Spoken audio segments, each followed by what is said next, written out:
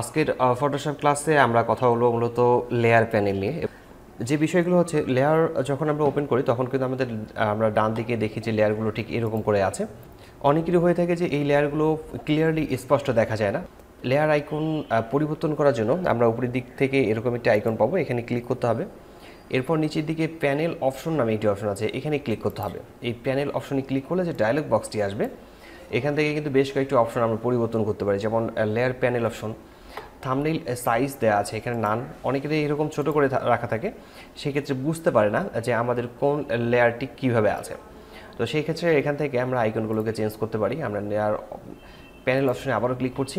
এখান থেকে আমরা এর সাইজটাকে এখান থেকে বড় করতে পারি, মাঝারি করতে পারবো, আবার অনেক বড় করতে পারবো। যেমন আমি একটু বড় করে নিচ্ছি, ওকে লেখাতে ক্লিক করছি। এখন কিন্তু লেয়ারগুলো অনেক বড় বড় হয়ে আছে। আমরা আবারও এখানে ক্লিক করব, তারপর যে প্যানেল অপশনে ক্লিক করছি, তারপর মিডিয়ামে ক্লিক করছি। আমরা চাইলে এখান থেকে মিডিয়াম করতে পারি অথবা আবার ছোটো করে নিতে পারি। আমি আপাতত এখানে ক্লিক করাচ্ছি, এরপর ওকে লেখাতে ক্লিক করছি। আর পরবর্তীতে আমরা আবারও সেটাকে ছোট করে নেব। এখন কাজ হচ্ছে যে এখানে আমরা যে লেয়ারগুলোকে ওপেন করেছি, এই লেয়ারগুলোতে যে লেয়ারটিতে যেই ছবিটির কাজ করা হয়েছে সেই ইমেজটি মূলত স্পষ্ট দেখা যায় না। যেমন এখানে আমরা যে ইমেজটিকে এখানে ইনসার্ট করেছিলাম এই লেয়ারটিতে, এই ইমেজটি অনেক ছোট। সেই ক্ষেত্রে আমাদের করণীয় হচ্ছে যে আমরা আবারও এখানে ক্লিক করব, এরপর প্যানেল অপশনে ক্লিক করব। এই প্যানেল থেকে নিচের দিকে থাম্বনেইল, এখানে নিচের দিকে দুইটি অপশন দেওয়া আছে। উপরের দিকে এখানে আমরা দেখতে পাচ্ছি লেয়ার বাউন্স দেওয়া আছে, আর এখানে দেওয়া আছে ইন্টার ডকুমেন্ট। তো আমরা লেয়ার বাউন্সে ক্লিক করে নিই।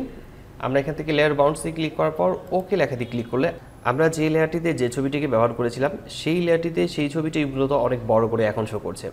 নিচের দিকে যদি দেখি, একটু খেয়াল করলেই বুঝতে পারবো, সেটি হচ্ছে যে আমরা এখানেও দেখতে পাচ্ছি যে ছবিটি স্পষ্ট এবং বড় হয়ে আছে। আশা করি আজকে ফটোশপের টিপসটি আপনাদের অনেক কাজে আসবে। আর কোথাও বুঝতে সমস্যা হলে অবশ্যই কমেন্ট বক্সে কমেন্ট করে জানাতে পারেন, আমি প্রতিটি কমেন্টে রিপ্লাই করি। আজকের টিউটোরিয়ালটি এখানে শেষ করছি। দেখা হচ্ছে ফটোশপে নতুন কোনো টিউটোরিয়ালে। ততক্ষণ পর্যন্ত ভালো থাকবেন, সুস্থ থাকবেন। ধন্যবাদ সবাইকে। আল্লাহ হাফেজ।